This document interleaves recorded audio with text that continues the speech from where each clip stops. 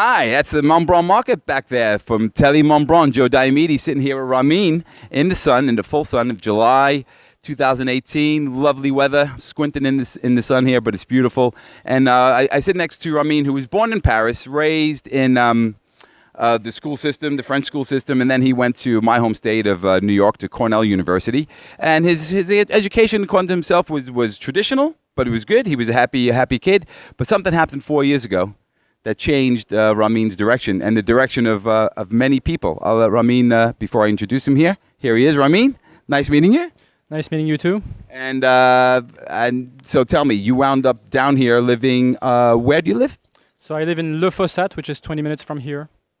And what's going on there that drew you there? So we're 30 people living together in a community, which is a democratic community where we're seeking individualism, individual freedom as much as possible, and living there happily with 9 kids.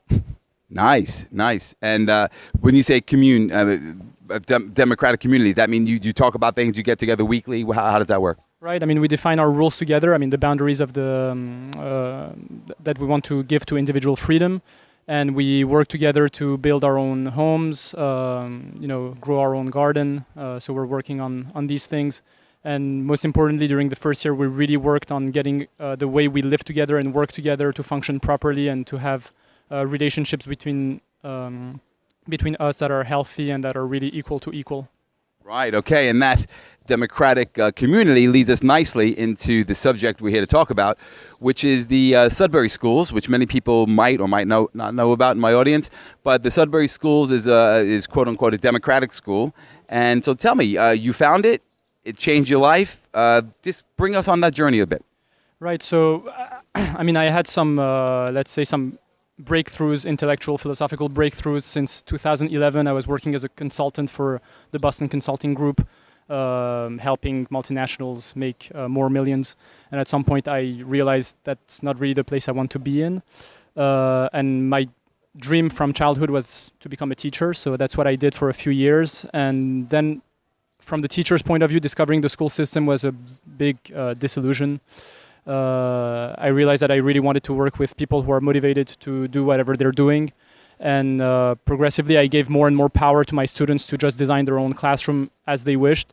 And at some point, I discovered that the timetables, the curriculum, the age groups, all of these were rather hindering the learning experience rather than, in fact, supporting it. And I discovered Sudbury Schools and other kinds of democratic schools, and the Sudbury model was really the one that struck to me as the most rigorous, the most professional, the purest form of democracy in which children are really in charge of their own lives just as much as adults are. Right. And the Sudbury School, so what is there an age group to that? Is that a primary school? Is it a secondary school? Does it cover all ages? I mean, it starts at age somewhere between 4 and 6 when the child is ready to be included in a community and be able to just form relationships, communicate with people, and be accountable for his actions. And then it can go all the way to whatever age we want. Usually, students of Sudbury Schools go to these schools until age 16, 18, 20, 22. Okay. But the average is around 18 when they get out. Right, okay, and you told me a very interesting fact. So you found Sudbury School 4 years ago, and you helped open the first one in France, in Paris, is that correct? Right, so when I discovered these schools, it was September 2014 that I started the project of founding a school in Paris. At that time, there was only one very small school in Dijon that had started recently as well, May 2014. And I gathered a team, and together we founded this school, and we managed to communicate so well about it that a lot of people got very excited about it. And we're only 2 schools in September 2015, and today there are 36 schools in France. Holy smokes. So 36 schools. So obviously the people looking for something in education that is lacking, not only in France, it's lacking worldwide in education systems. You know, some countries like Finland are touted as being well ahead of the game as far as education goes. And so you feel, so in the 4 years, I guess you haven't seen any kids really, go a whole span of their educational career. Have you met kids who have spent their whole life in a Sudbury school? I didn't meet them personally, but there are, of course, there's data. There's Sudbury Valley published a book called Pursuit of Happiness, in which it's a study about 120 of their graduates who spent at least 3 years in the school, because that's what they considered as being the minimum to actually, let's say, acquire a Sudbury education. And yeah, these people did great. I mean, they're happy with their lives. They're happy with their relationships. They're happy with their career. They're happy with, the money they're earning. I mean, there are some quite exciting examples like Laura Poitras, who went to Sudbury School actually all her life from age 4 to 18, and she's she got the Oscar for the documentary Citizen 4, where she reveals Edward Snowden blowing the whistle. Oh, right. Yes, she was the one filming in the movie. Yeah, okay. Well, I mean, yes, obviously. I mean, many of our entrepreneurs, many of the people who've made it in this world are either home educated, dropouts. You know, they're not the types who make it in the system. The system puts out good bank managers and everything else, according to a lot of stuff that I've read about home education in Sudbury schools. But when you're left to grow, you feel that what grabbed you to the Sudbury School? I mean, actually, about what you're saying, I'm really convinced that even those who go to school and get some very good grades and succeed in school and go to a very good university, graduate and everything, in fact, most of the education that's really essential to their lives, they acquire it outside of school, in their community, in their family. This is where they learn how to build relationships of trust, how they grow intellectually, emotionally, how they grow spiritually. And school is not really helping much other than learning how to memorize and calculate things, which are skills that we don't really need today anymore that much. I mean, computers do it much better than us.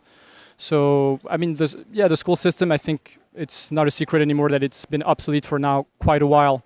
I don't know what your question was, but I really wanted to react on what you were saying. No, that was it. Basically, what drew you to it, and what drew you to it was what draws many people, is that we feel there's so many other things happening on this planet that the human relationships is the important part of education. Yeah. And of course, what drew me to Sudbury was the exciting examples of these students not opening a school book throughout their whole childhood, just doing whatever they liked, cooking, taking pictures, I don't know, whatever they liked doing, just chatting with people, playing around, and still being happy with their lives, and even happier than people who got a traditional education.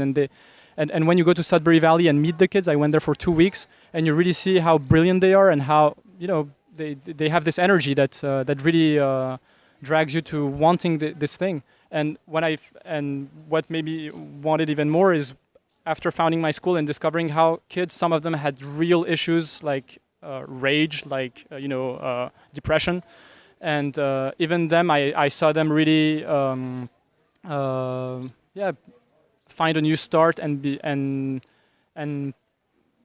learning about themselves more and becoming more at ease with adults, with people around them, and building relationships with themselves and with others in a much healthier way. Right.